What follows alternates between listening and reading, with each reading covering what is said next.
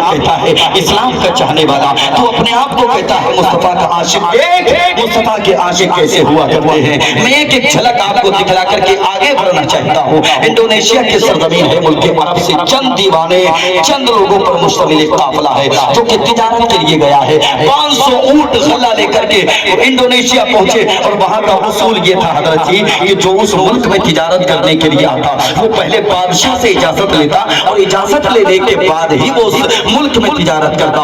अल्लाह अकबर। ये पैगंबर इस्लाम के दीवानों का काफिला जो कि चंद लोगों पर मुश्तमिल था, 500 ऊंट गल्ला लेकर के गए इंडोनेशिया। वहां जाकर के बादशाह के पास गए और जाकर के कहने लगे हम तुम्हारे मुल्क में तिजारत करने के लिए आए हैं, हम तुम्हारे मुल्क में तिजारत करना चाहते हैं। बादशाह ने फौरी तौर पे मना कर दिया, ना ना ना ना ना, यहाँ तिजारत मत करना, मामला बहुत ज्यादा खराब है, यहाँ कहीं साली हो चुका है, यहाँ लोगों के घरों में अनाज नहीं है, लोगों के घरों में गल्ला नहीं है, अगर तुम यहाँ तिजारत करोगे तो याद रखना लोग बगैर पैसा दिए यहाँ से लेकर के तुम्हारा अनाज चले जाएंगे, फिर मेरे पास शिकायत लेकर के मत आना। अल्लाह अकबर। ये मुस्तफा के दीवाने बादशाह के महल से निकल करके दरवाजे पे आए, सर जोड़ के बातें करने लगे। और बातें जानते हो क्या थी, ये आपस में बातें करने लगे, यार ऐसा करते हैं कि ये जो लोग इस वक्त जहे साली के माहौल में जूझ रहे हैं ना, ऐसा करते ही जो 500 ऊंट गल्ला लेकर के आए हैं हम इन सबको फ्री में तकसीम करके ना चले जाएं। अल्लाह अकबर, अल्लाह अकबर। फ्री में तकसीम करके चले जाएं। कहा किस लिए? कहा इसलिए कि ये बहुत बड़े मुजरिम तो है नहीं,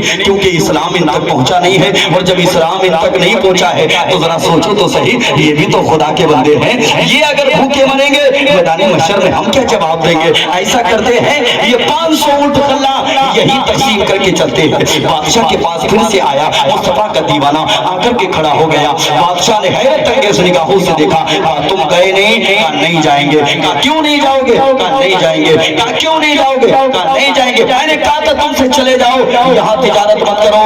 वो दीवाना कहने लगा बादशाह अब तो यही तिजारत करेंगे। अल्लाह अकबर। कहा किस लिए यही तिजारत करोगे? कहा यहाँ अगर तिजारत करोगे मुनाफा नहीं होगा, नुकसान हो जाएगा। मुस्तफा का दीवाना कहने लगा बादशाह तुमको मालूम नहीं, कायनात में सबसे ज्यादा अगर फायदा होगा ना इसी मुल्क में होगा।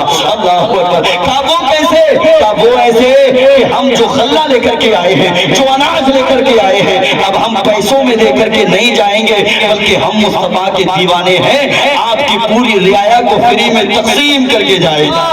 सुभान अल्लाह, सुभान अल्लाह। इतना जब सुना बादशाह खड़ा हो गया कुर्सी से, और खड़ा होने के बाद कहने लगा ठहरो। अंदर गया, गुस्ल करके वापस आया, और आने के बाद कहने लगा मुस्तफा का कलमा पढ़ा करके मुसलमान कर दो। सुभान अल्लाह, सुभान अल्लाह। के दीवानों ने कहा दीन में जबरदस्ती नहीं। बादशाह कहने लगा जबरदस्ती तो मुझे कलमा पढ़वा भी नहीं सकते थे, मैं तो तुम्हारे अखलाक से मुतासिर हो गया। अल्लाह अकबर। गलत पैगाम हम तक पहुंचा कि इस्लाम जालिमों का मजहब है, जाबिरों का मजहब है, गलत मैसेज था। आज तुम्हारे अखलाक ने हमको मुतासिर कर दिया, इसलिए मुस्तफा का कलमा पढ़ाओ, जल्दी से मजहब इस्लाम में दाखिल कर लो।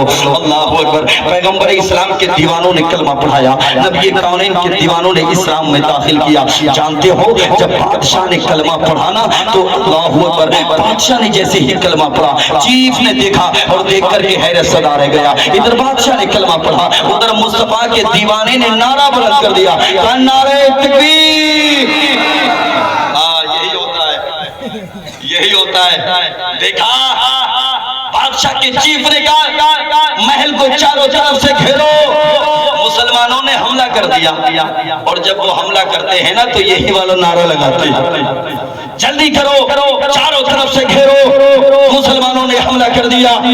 तारीख बताती है बादशाह ने कहा चीफ कोई हमला नहीं हुआ, हमला सिर्फ मेरे दिल पे हुआ है। कहा क्या हुआ है? कहा ये हुआ है कि इनके हमले ने मुझ पे ऐसा असर किया है कि मैं भी मोहम्मद अरबी का कलमा पढ़ करके मुसलमान हो गया हूँ। जब बादशाह ने कलमा पढ़ा तो चीफ ने कलमा पढ़ लिया, और जब चीफ ने कलमा पढ़ा तो सारी रियाया कलमा पढ़ के मुसलमान हो गई।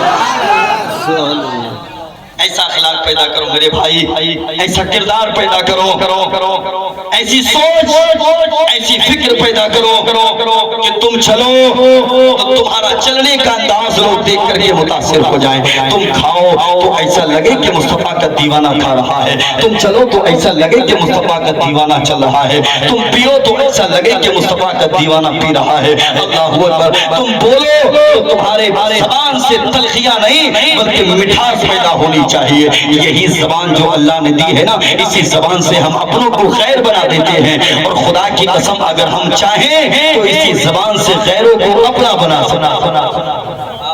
حالات میں کوئی سمجھوتا نہیں، حالات چاہیں جیسے ہوں کوئی سمجھوتا نہیں۔ میری قوم کے جوانوں، ان جلسوں میں آنے کے بعد اگر ان باتوں پہ تم نے عمل نہیں کیا تو پھر حالات اور بگڑتے چلے جائیں گے، معاملات اور پیچیدہ ہوتے چلے جائیں گے۔ وعدہ کریں علماء کے ہر ایک فرمان پہ عمل کریں گے انشاءاللہ۔ زور سے بولے کہیں انشاءاللہ۔ ہاں، یہ علماء اپنے لیے نہیں جیتے، اور تم کہتے ہو مصلیحت سے کام لو، حکمت عملی سے کام لو، اور خدا کے وعدوں ورثۃ الانبیاء کا تاج تمہیں نہیں ملا بلکہ ان علماء کو ملا۔ گدی تمہیں چاہیے، کرسی تمہیں چاہیے، کوئی مولوی اگر سیاست میں آ جائے تو پوری بستی میں ہنگامہ محشر ہو جائے۔ حضرت جی آپ کو کیا ضرورت تھی سیاست میں آنے کی؟ تاریخ اسلام میں حضرت عمر فاروق اعظم کا نام سنا ہے؟ کتنے بڑے سیاسی تھے، 22 لاکھ پر حکومت کرنے والے وہ عمر خیر عالم نہیں تھے بلکہ ورثۃ الانبیاء کا تاج ان کے سر پہ بھی رکھا ہوا۔ تم کہتے ہو کہ تمہیں کیا مطلب؟ سیاست سے، سیاست جیسے ہم جانتے ہیں ویسے تمہاری آنے والی نسلیں بھی نہیں جانتی۔ سچائی ہے، ہم نے بڑے بڑے سیاستدانوں کو 5-5 ہزار میں 10-10 ہزار میں بکتے ہوئے دیکھا ہے۔ طلاق ثلاثہ کے مسائل پہ تم گفتگو کر سکتے ہو؟ جتنی طلاقیں ہمارے سماج میں ہوتی ہیں چودھری صاحب نپٹائیں گے، نیتا جی نپٹائیں گے۔ وہ اللہ کے بندو، یہ چودھری صاحب کا کام نہیں ہے، یہ مولوی صاحب کا کام ہے۔ ہاں، ایسی پنچایتوں میں مولوی صاحب کو ہونا چاہیے، چودھری صاحب چاہے ہو یا نہ ہو، اس لیے کہ شریعت تم کو علماء بتائیں گے، شریعت تم کو غیر عالم نہیں بنے گی۔ تم کچھ نہیں کر سکتے، کم سے کم اتنا کر لو، اتنی قربانی دے دو کہ کم سے کم اپنے علماء کے قدم سے قدم ملا کے چلو۔ تیار ہے نا انشاءاللہ؟ انشاءاللہ اپنے علماء کے قدم سے قدم ملا کے چلو۔ یہ علماء کل بھی تمہارے کام آنے والے تھے، آج بھی تمہارے کام آ رہے ہیں، یہ علماء آنے والے وقت میں بھی تمہارے کام آئیں۔ قوم کے جوانوں قربانیاں دینے کے لیے تیار ہو جاؤ۔ میں نے کہا نا کہ مصطفیٰ کے مشن پہ اگر کام کرو گے تو پھر تمہیں کبھی مال کی قربانی دینا پڑے گی، مصطفیٰ کے مشن پہ اگر کام کرو گے تو تمہیں کبھی جان کی قربانی دینا پڑے گی، مصطفیٰ کے مشن پہ اگر کام کرو گے تو تمہیں کبھی اولاد کی قربانی دینا پڑے گی، اور کچھ بھی نہ صحیح تو کم سے کم وقت کی قربانی دینے کے لیے تیار ہو جاؤ۔ اللہ اکبر، کون نہیں جانتا اس مرد قلندر کو جس کا نام ہے مفتی سلمان اظہری؟ آواز اتنی ہلکے زور سے، مفتی سلمان اظہری ایک ذمہ دار عالم دین کا نام ہے۔ جوانوں، ATS کی ٹیم نے گرفتار کیا، کس لیے؟ مصطفیٰ کے ناموس کی حفاظت کے لیے نکلا تھا وہ مرد قلندر، پیغمبر اسلام کے ناموس کے تحفظ کے لیے آیا تھا وہ مرد قلندر۔ ATS کی ٹیم نے گرفتار کیا، ویڈیو وائرل، لوگوں نے دیکھا، آنکھیں اشکبار ہو گئی، دل غمگین ہو گیا، لیکن یاد رکھیں میرا نہ دل غمگین ہوا نہ آنکھیں اشکبار ہوئی۔ جانتے ہیں کس لیے؟ میں نے اس مرد قلندر کے چلنے کے انداز کو نوٹ کیا، میں نے دیکھا، میں نے نہیں دیکھا ابو بکر کے چلنے کے انداز کو، میں نے عمر کے چلنے کے انداز کو نہیں دیکھا، میں نے عثمان کے چلنے کے انداز کو نہیں دیکھا، میں نے علی کے چلنے کے انداز کو نہیں دیکھا، میں نے ابو عبیدہ کے چلنے کے انداز کو نہیں دیکھا، میں نے سعد بن ابی وقاص کے چلنے کے انداز کو نہیں دیکھا۔ میں اپنی قوم کو بتا دینا چاہتا ہوں، میری قوم کے جوانوں، میں نے ATS کی ٹیم کے جوانوں کے درمیان میں مفتی سلمان اظہری کو چلتے ہوئے دیکھا ہے۔ میں بتا دینا چاہتا ہوں وہ مرد قلندر گردن جھکا کے نہیں بلکہ گردن اٹھا کے چل رہا تھا، یہی پیغام دے رہا تھا، کیا دبے جس پہ حمایت کا ہو کیا تیرا، شیر کو خطرے میں لاتا رہی کتا تیرا۔ کمرے میں لاتا نہیں کتا تھے. قربانیاں دینا پڑیں گی. علامہ فضل حق خیر آبادی نے قربانی دی, علامہ کفایت علی کافی نے قربانی دی. دور حاضر میں مفتی سلمان اظہری نے 9 مہینہ جیل کی سلاخوں کے پیچھے رہ کر کے یہ ثابت کیا, دنیا والوں مصطفیٰ کے ناموس کی حفاظت کے لیے نکلو گے تو تمہیں جیل بھی جانا پڑ سکتا ہے. تمہارا تو پتہ نہیں مگر ہم علماء تیار ہیں ان ہتھکڑیوں کو چومنے کے لیے جو پیغمبر اسلام کی ناموس کی حفاظت کے لیے لگے. ہم تیار ہیں اور ہم امید کرتے ہیں ہمارے ساتھ میں آپ بھی آئیں گے انشاءاللہ. کہیے گا انشاءاللہ, کہیے گا انشاءاللہ. اللہ سلامت رکھے, اللہ سلامت رکھے میری قوم کے جوانوں. قربانیاں تو دینا پڑیں گی قربانیاں. اسی لیے ہم تمہیں اسلاف کی تاریخ سنانے کے عادی بن چکے ہیں. ہم تمہیں لے کر کے آنا چاہتے ہیں. ہم چاہتے ہیں ہر ممبر سے تحفظ ناموس رسالت پہ بات ہو. ہم چاہتے ہیں ہر امام اپنے خطبے میں تحفظ ناموس رسالت کو اپنا موضوع سخن بنائے. ہم چاہتے ہیں ہماری قوم کا ہر ایک بچہ مصطفیٰ کی ناموس کی بات کرے. اور ہم ہندوستان کے پی ایم سے آپ کے مادھیم سے یہ کہنا چاہیں گے, آپ سعودی جاتے ہیں وہاں کے شیخ کو اپنے گلے لگاتے ہیں, آپ دبئی جاتے ہیں وہاں کے شیخ کو اپنے گلے لگاتے ہیں. ہم چاہتے ہیں آپ ہندوستان کے پی ایم ہیں, سب کا ساتھ سب کا وکاس کا جو نعرہ تم نے دیا ہے اسی دائرے میں ہم مسلمان بھی تو آتے ہیں. کبھی ہندوستان کے مسلمانوں کو بھی گلے لگا کر کے دیکھو. یاد رکھو مسلمانوں کو گلے سے لگاؤ گے نا, ہم اپنی گردنوں کو ہندوستان کے بارڈر پہ دشمن ممالک کے لیے کٹوانے کے لیے تیار ہو جاؤ. لے کر کے چلو کبھی. اور ہم سے وفاداری کی بات کرتے ہو, کبھی اگر ہم کو وفادار ہیں یا نہیں ہیں یہ اگر تمہیں شک ہونا تو جاؤ دہلی میں جا کر کے وہ لسٹ دیکھو جو ہندوستان کی آزادی کے لیے ہمارے علماء نے اپنی قربانیوں کو پیش کیا. تھک جاؤ گے, اتنے نام لکھے ہوئے ہیں علماء کے جن کو پھانسی لگائی گئی, اتنے علماء کے نام لکھے ہوئے ہیں. پریشان ہو جاؤ گے. اور ہم سے وفاداری کی بات کرتے ہو. وہ اللہ کے بندو ہماری رگ رگ میں ہندوستان کی وفاداری. ہاں یہ ملک ہمارا ہے. اس ملک کو مذاہب کے جھگڑوں میں ڈال کر نیچے لے جانے کی کوشش نہ کریں. اور اگر کوئی اس طرح کی بات کرتا ہے فوری طور پہ ہندوستان کے آئین کے مطابق اس کی گرفت کی جائے, اس کو جیل کی سلاخوں کے پیچھے بھیجا جائے, چاہے وہ قوم مسلم میں سے ہو یا دیگر مذاہب میں. کیا خیال ہے؟ ہم ملک کے بھارت میں امن چاہتے ہیں, انتشار پسند نہیں, اتحاد چاہتے ہیں. اور میں یو پی سے چل کے آیا ہوں حاجی صاحب. یو پی کے سی ایم صاحب نے ابھی حال ہی میں ایک نعرہ دیا ہے, کٹو گے تو بٹو گے, بٹو گے تو کٹو گے. کیا نعرہ تھا؟ بٹو گے, زبان سے بولے بٹو گے تو کٹو گے. یہ تو اب انہوں نے نعرہ دیا ہے. قربان جائیں اپنے علماء پہ. سرکار حافظ ملت نے بہت پہلے فرما دیا ہے اتحاد زندگی ہے اور اختلاف موت ہے. ہاں ہم اپنی قوم کو بہت پہلے سے یہ بتا دینا چاہتے ہیں اگر اتحاد کے ساتھ رہو گے تو تمہاری زندگی ہے, اختلاف اگر پیدا کرو گے تو تمہارے لیے موت ہے. یو پی کے سی ایم تو اب اپنی قوم سے کہتے ہیں اور ہم چاہتے ہیں کہ یہ نعرہ صرف ایک مذہب کے لیے نہ ہو بلکہ ملک بھارت کو آگے بڑھانے کے لیے ہو. ہم بھی اپنی قوم سے کہیں گے اتحاد زندگی ہے, اختلاف موت ہے. وہ بھی اپنی قوم سے کہیں اتحاد زندگی ہے, اختلاف موت ہے.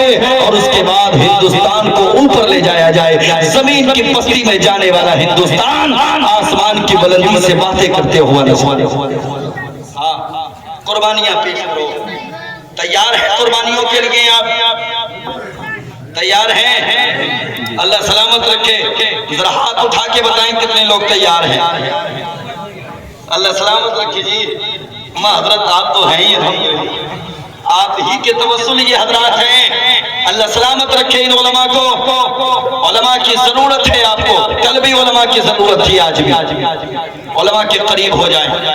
ملک اسپین میں سب سے پہلے علماء کا خاتمہ کیا گیا اور اس کے بعد مساجد کو ٹارگیٹ کیا, اس کے بعد مدارس پہ کام کیا گیا, مدارس کو ختم کر دیا گیا, منہدم کر دیا گیا.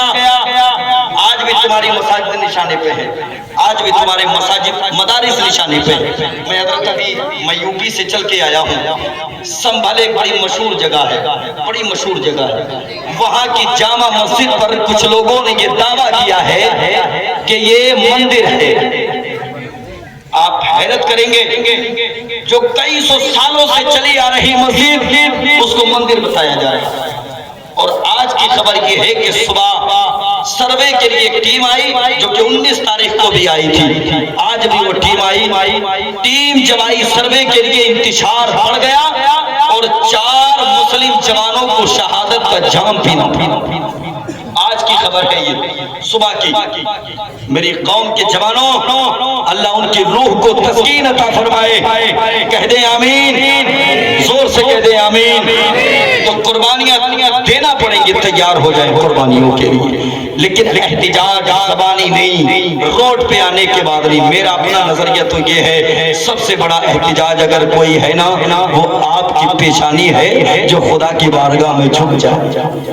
آپ کی پیشانی خدا کی بارگاہ میں جھک جائے، اور جو بندہ خدا کی بارگاہ میں جھکتا ہے اللہ اسی کو مقبولیت عطا فرماتا ہے۔ ہمارے اسلاف نے قربانیاں پیش کی، یاد ہے نا؟ میں نے حضرت خبیب کی تاریخ کو رکھا، حضرت خبیب نے قربانیاں، آخری جملہ کیا تھا؟ پیغمبر اسلام کے پیر میں اگر کانٹا بھی لگ جائے نا، یہ مصطفیٰ کا دیوانہ برداشت نہیں کرے گا، اپنی جان کو گنوانا برداشت کرے گا۔ اللہ اکبر۔ ایسے بہت سارے نام تاریخ اسلام میں ملتے ہیں۔ ایک آخری نام میں آپ کی نگاہوں کے سامنے رکھ کر کے بات کو ختم کرنے کی طرف چلتا ہوں، ذرا پورا مجمع جی لگا کے کہہ دے یا رسول اللہ، اپنے رسول کو پکارے اور بلند آواز سے یا رسول اللہ۔ ایک نام ہے حضرت بلال کا، حضرت بلال، یہ تاریخ بھی آپ سنتے چلے۔ کون بلال ہیں؟ اللہ اکبر، امیہ ابن خلف کے غلام ہیں، ابھی غلامی کا پٹا ہے دنیا دار کی، لیکن اچانک پیغمبر اسلام کے دیوانے بن جاتے ہیں، مصطفیٰ کریم کے مستانے بن جاتے ہیں، نبی کونین کا کلمہ پڑھ کر کے مسلمان ہو جاتے ہیں۔ حضرت بلال نے نبی کا کلمہ پڑھا ہے، حضرت بلال نے نبی کا دین کو قبول کیا ہے، مذہب اسلام کو اپنے دل میں بسایا ہے، سمایا ہے، سجایا ہے۔ حضرت بلال نے نبی کا کلمہ پڑھ لیا۔ اس بات کی خبر جب امیہ ابن خلف کو ہوئی نا، بلایا اور بلانے کے بعد کہا تھا بلال نبی کا کلمہ پڑھنا چھوڑ دے ورنہ تجھے تکلیف دی جائے گی، نبی کا کلمہ پڑھنا چھوڑ دے ورنہ تجھے ستایا جائے گا، نبی کا کلمہ پڑھنا چھوڑ دے ورنہ تیری پشت پہ کوڑوں کی برسات کی جائے گی۔ جانتے ہیں حضرت بلال نے کیا کہا تھا؟ وہ کوئی اور ہوگا جو اپنا ایمان دے دے گا، نبی کا چاہنے والا نبی پر جان دے دے گا، تلاوت کر کلام حق کی ہو جائے گا تازہ۔ محمد کون ہے اس کا پتہ قرآن دے دے گا، محمد کون ہے اس کا پتہ قرآن دے دے گا۔ اللہ اکبر۔ یہی حضرت بلال ہے جن کی تکلیف میں اضافہ کیا گیا، جن کی پشت پہ کوڑوں کی برسات کی گئی، حضرت بلال کو مارنا شروع کر دیا گیا۔ تاریخ بتاتی ہے امیہ ابن خلف بلال کو مارتا تھا، ساتھ ہی میں یہ بھی کہتا تھا بلال نبی کا کلمہ پڑھنا چھوڑ دے، بلال نبی کا دیوانہ مت بن، نبی کا مستانہ مت بن، اگر تو نبی کا کلمہ پڑھنا چھوڑ دے گا میں تیری زندگی کو بخش دوں گا۔ اللہ اکبر۔ بار بار بلال سے کہا جا رہا ہے نبی کا کلمہ پڑھنا چھوڑ دے، نبی کا کلمہ پڑھنا چھوڑ دے۔ بار بار حضرت بلال یہی جواب دے رہے ہیں، جو جان مانگو گے جان دیں گے، جو مال مانگو گے مال دیں گے، یہ ہم سے ہرگز کبھی نہ ہوگا، نبی کا جاہو جلال دیں گے۔ اللہ اکبر، اللہ اکبر۔ بات اتنی آگے بڑھ گئی، حضرت بلال کو اب میدان میں لے کر کے آئے، گلے میں رسی ڈالنے کے بعد بلال کو کھینچا جا رہا ہے، بلال کو کھچیڑا جا رہا ہے۔ ایک میدان میں لانے کے بعد حضرت بلال پہ ظلم و زیادتی کی جا رہی ہے۔ تاریخ بتاتی ہے حضرت ابوبکر صدیق اسی طرف سے گزر کے جا رہے ہیں۔